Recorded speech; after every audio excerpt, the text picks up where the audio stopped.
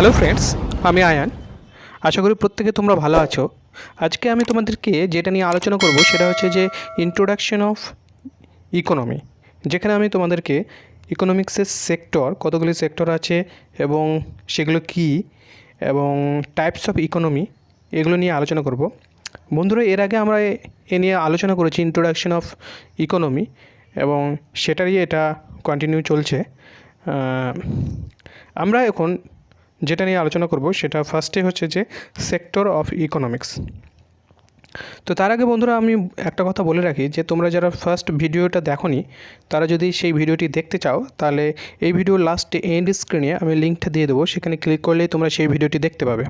এবং এই ভিডিওটি যারা ডাব্লিউবিসিএস শুরু করছে তাদের জন্য এই ভিডিওটি খুব উপকার হবে বলে আমি মনে করি। তো চলো শুরু করা যাক। তো ইকোনমিক্সের যে সেক্টরগুলো আছে সেগুলো যদি ব্রডলি ক্লাসিফাইড করা হয় তাহলে প্রধানত তিনটি আমরা সেক্টর পাবো: primary sector, secondary sector, tertiary sector. তো এই প্রাইমারি সেক্টর কী আর সেকেন্ডারি সেক্টর কী আর টার্সিয়ারি সেক্টর কী সেটা নিয়ে একটু বলি। প্রাইমারি সেক্টর হচ্ছে যে সেই সব ইকোনমিক অ্যাক্টিভিটিসগুলো যেগুলিতে মানে ন্যাচারাল রিসোর্সের সঙ্গে ডাইরেক্টলি সম্পর্ক আছে, সেগুলি হচ্ছে সেই সব ইকোনমিক অ্যাক্টিভিটিসগুলো প্রাইমারি সেক্টরের মধ্যে পড়ে। যেমন তোমরা একটু উদাহরণ দিলে বোঝা যাবে যে মাইনিং একটা ন্যাচারাল রিসোর্সেস এবং সেটা directly related with economic activity. এবং ঠিক একইভাবে এগ্রিকালচারাল অ্যাক্টিভিটিস, তারপর ওয়েল এক্সপ্লোরেশন, এইসব জিনিসগুলো কিন্তু এই প্রাইমারি সেক্টরের মধ্যেই পড়ছে। তো এই যে মাইনিং, একটু আগে উদাহরণ দিলাম, এই মাইনিংটাকে কিন্তু অনেক ইকোনমিস্ট আছে যারা এটাকে সেকেন্ডারি সেক্টরের মধ্যে ফেলে। তবুও যেহেতু মাইনিংটা একটা ন্যাচারাল রিসোর্সের সঙ্গে ডাইরেক্টলি সম্পর্ক আসে, সেহেতু এটাকে আমরা প্রাইমারি সেক্টরই বলবো। আর ম্যাক্সিমাম ইকোনমিক্স এটাকে প্রাইমারি সেক্টরের মধ্যেই ফেলেছেন। আর এই ইকোনমিক্সটা যেহেতু ডাইরেক্টলি ন্যাচারাল রিসোর্সের সঙ্গে জড়িত, সেই জন্য একে এগ্রিকালচারাল ইকোনমিও বলা হয়। নেক্সট আমরা যে পয়েন্টে আসব সেই পয়েন্টটা হচ্ছে যে সেকেন্ডারি সেক্টর।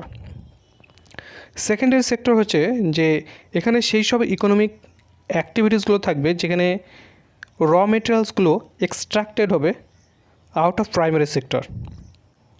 কীভাবে? বাই প্রসেসিং হবে, র মেটেরিয়ালের প্রসেসিং হবে, সেখান থেকে এক্সট্রাকশন এবং তার থেকে যে ইকোনমিক অ্যাক্টিভিটিসগুলো হচ্ছে সেটা পড়ছে সেকেন্ডারি সেক্টরের মধ্যে।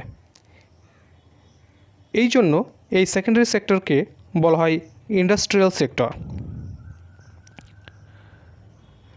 আরও একটা জিনিস তোমরা মনে রাখবে যে when secondary sector brings in minimum half of the national income and employment in a country, it is called on industrial economy। ঠিক আছে, নেক্সট পয়েন্টে আমরা চলে আসি, সেটা হচ্ছে টার্সিয়ারি সেক্টর। টার্সিয়ারি সেক্টর হচ্ছে এই সেক্টরের মধ্যে সেই সব ইকোনমিক অ্যাক্টিভিটিসগুলো থাকবে যেখানে সার্ভিস প্রডিউস করা হবে, যেমন education, health care, banking, communication, এগুলো এই টার্সিয়ারি সেক্টরের মধ্যে পড়বে। যেহেতু এই টার্সিয়ারি সেক্টরকে সার্ভিস ইকোনমি বলা হবে কখন? যখন এটা কন্ট্রিবিউটস করবে minimum half of the national income এবং livelihood in a country, it is called a service economy.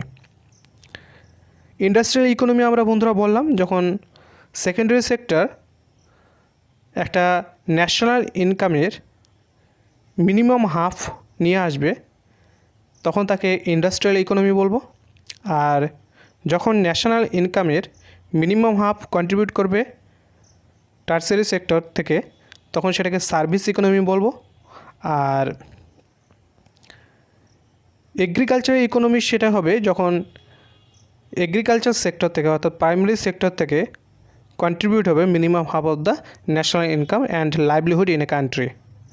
তাহলে অ্যাগ্রোরিয়ান ইকোনমি, আর তোমার সেকেন্ড যেটা হলো সার্ভিস ইকোনমি, ইন্ডাস্ট্রিয়াল ইকোনমি, আর থার্ড হচ্ছে সার্ভিস ইকোনমি। তো এই তিনটে মূলত প্রধান সেক্টর আছে। এছাড়াও কিছু সেক্টর আছে যেমন কোয়াটারনারি সেক্টর, কুইনারি সেক্টর, এগুলো একটু মনে রাখলেই হবে। যেমন কোয়াটারনারি সেক্টরকে বলা হয় নলেজ সেক্টর, কারণ এটা সেই সব অ্যাক্টিভিটিসগুলো যেখানে নলেজ রিলেটেড আছে, যেমন এডুকেশন, তারপর ডেভেলপমেন্ট, এইসব এই কোয়াটারনারি সেক্টরের মধ্যে পড়বে। তবে কুইনারি সেক্টর হচ্ছে সেই সব অ্যাক্টিভিটিসগুলো যেখানে টপ ডিসিশন তৈরি করা হবে এবং সেই টপ ডিসিশনের মাধ্যমে যে ইকোনমিক অ্যাক্টিভিটিসগুলো থাকবে সেগুলো এই কুইনারি সেক্টরের মধ্যে। এবং the highest level of decision makers in governments and the private corporate sector fall under it. অর্থাৎ এর মধ্যে যে গভর্নমেন্টকে যে হাইয়েস্ট লেভেলের যে ডিসিশন দেবে এবং প্রাইভেট কর্পোরেট সেক্টরকে, সেগুলো এই কুইনারি সেক্টরের মধ্যে পড়বে। তো বন্ধুরা, এটা গেল সেক্টর অফ ইকোনমি।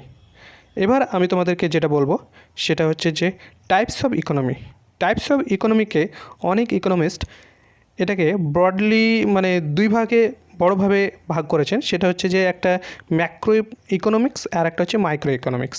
তো প্রথমে আমি তোমাদেরকে ম্যাক্রো ইকোনমিক্সটা বলি। ম্যাক্রো ইকোনমিক্স হচ্ছে যে এটা হচ্ছে এমন একটা ইকোনমি যেটা অ্যাজ এ হোল, সমগ্রভাবে, তো it is the study of economy as a whole and its aggregates. ঠিক আছে, তো এটাই হচ্ছে ম্যাক্রো ইকোনমিক্স, সমগ্রভাবে, টোটালিটি, সেটাই হচ্ছে ম্যাক্রো ইকোনমিক্স। তো এখানে কোন কোন আন্ডারে মানে কী আন্ডারে পড়বে? It deals with aggregate like national income, general price level, তারপর জেনারেল আউটপুট, এগুলি এর আন্ডারে পড়বে। এবার কিছু জিনিস তোমাদেরকে মনে রাখতে হবে, যেমন এর সেন্ট্রাল প্রবলেম কী হতে পারে, মেন টুলস কী, অ্যাপ্রোচ কী, হ্যাঁ, এগুলো তোমাদেরকে একটু মনে রাখতে হবে। সেন্ট্রাল প্রবলেম কী হতে পারে? যে determination of level of income and employment, এটা হচ্ছে সেন্ট্রাল প্রবলেম। মেন টুলস কি ম্যাক্রো ইকোনমিক্সে মেন টুলস হচ্ছে demand and supply of a particular commodity factor, অর্থাৎ পার্টিকুলার একটা কমোডিটির ডিমান্ড এবং সাপ্লাই। এর অ্যাপ্রোচটা কি? অ্যাপ্রোচ হচ্ছে টপ ডাউন অ্যাপ্রোচ। এবং এর মধ্যে কী কী উদাহরণ আছে? এর মধ্যে উদাহরণ আছে ন্যাশনাল ইনকাম আছে, ইনফ্লেশন আছে, inflation aggregates demand and supply, poverty and unemployment, এই জিনিসগুলো আছে। তো এটা হলো ম্যাক্রো ইকোনমিক্স, অর্থাৎ large look, as a whole look. এবার আসি মাইক্রো ইকোনমিক্স হচ্ছে একটা ইকোনমিক্সে তোমরা একটা ইউনিট বলতে পারো, ইন্ডিভিজুয়াল ইকোনমিক ইউনিটস। ঠিক আছে, ইকোনমিক ইউনিটস হচ্ছে যে ইট is the study of individual economic units. এর মধ্যে কী কী স্কোপ আছে? স্কোপ হচ্ছে মাইক্রো ইকোনমিক্সে যে ইট ডিলস উইথ ইন্ডিভিজুয়াল ইনকাম এবং ইন্ডিভিজুয়াল প্রাইস এবং ইন্ডিভিজুয়াল আউটপুট। তো ইন্ডিভিজুয়াল ইনকাম, ইন্ডিভিজুয়াল প্রাইস এবং ইন্ডিভিজুয়াল আউটপুটের সঙ্গে মাইক্রো ইকোনমিক্স ডিল করে। সেন্ট্রাল প্রবলেম কি? Central problem is price determination and allocation of resources. Micro ইকোনমিক্সে মেন টুলস হচ্ছে demand and supply of a particular commodity factor. আমরা macro ইকোনমিক্সে দেখলাম যে মেন টুল হচ্ছে demand and supply of a particular commodity factor, এখানেও সেটাই। এবং এর অ্যাপ্রোচ হচ্ছে বটন আপ অ্যাপ্রোচ। আমরা ম্যাক্রো ইকোনমিক্সে পেয়েছিলাম টপ ডাউন অ্যাপ্রোচ। ঠিক আছে, আর মাইক্রো ইকোনমিক্সে হচ্ছে বটন আপ অ্যাপ্রোচ। মাইক্রো ইকোনমিক্সে আন্ডারে কোনগুলো পড়বে? যেমন প্রাইস ডিটারমিনেশন, তারপর consumer equilibrium, individual demand and supply, এগুলো হচ্ছে মাইক্রো ইকোনমিক্সের মধ্যে পড়বে। তারপর আমি তোমাদেরকে যেটা বলবো যে মিক্সড ইকোনমির কী কী ক্যারেক্টারিস্টিক্স আছে, আমি খুব সংক্ষেপে বলে দিচ্ছি মিক্সড ইকোনমিক্সে কী কী ক্যারেক্টারিস্টিক্স আছে। যেমন হচ্ছে state and private sector both to have economic roles, অর্থাৎ প্রত্যেকেরই একটা ইকোনমিক্স রোল থাকবে, স্টেটেরও থাকবে, প্রাইভেট সেক্টরেরও থাকবে। Private sector to play those roles where invisible hand can work properly. Production and supply of the private good is the best example. যে দুটো point বলবো সেটা হচ্ছে যে মিক্সড ইকোনমির ক্ষেত্রে সেটা হচ্ছে যে the economic role for state and private sector may not fixed for all time, অর্থাৎ প্রাইভেট সেক্টর এবং স্টেট এই দুই ক্ষেত্রে ইকোনমিক রোলটা কিন্তু সবসময়ের জন্য ফিক্সড নয়। এবং লাস্টের যে পয়েন্টটা বলবো এই মিক্সড ইকোনমি নিয়ে, সেটা হচ্ছে যে regulation of the economic system taken care of by the state, অর্থাৎ যে ইকোনমিক সিস্টেম তার যে রেগুলেশন অর্থাৎ রুলস, কম্পিটিশন, এইসব জিনিসগুলোর ট্যাক্সেশন, এইসব জিনিসগুলো রেগুলেশন করবে স্টেট, রেগুলেট করবে। আর একটা পয়েন্ট মনে রাখবে যে মিক্সড ইকোনমির ক্ষেত্রে যে the first country to announce adapting this system was France. ঠিক আছে, ফ্রান্স এই মিক্সড ইকোনমিকে ফার্স্ট অ্যাডপ্ট করেছিল। তো বন্ধুরা, আজকে এই পর্যন্তই। ভিডিওটি ভালো লেগে থাকলে লাইক দেবে, শেয়ার করবে, কমেন্ট করবে। আর এই চ্যানেলে যদি নতুন হয়ে থাকো তাহলে চ্যানেলটি অবশ্যই সাবস্ক্রাইব করবে এবং সাবস্ক্রাইব করার পর নোটিফিকেশন অল করে রাখবে, যাতে এই ধরনের আপডেটেড WBCS রিলেটেড ভিডিও তোমরা সবার আগে পেয়ে যাও। Thank you, thanks for watching, tata.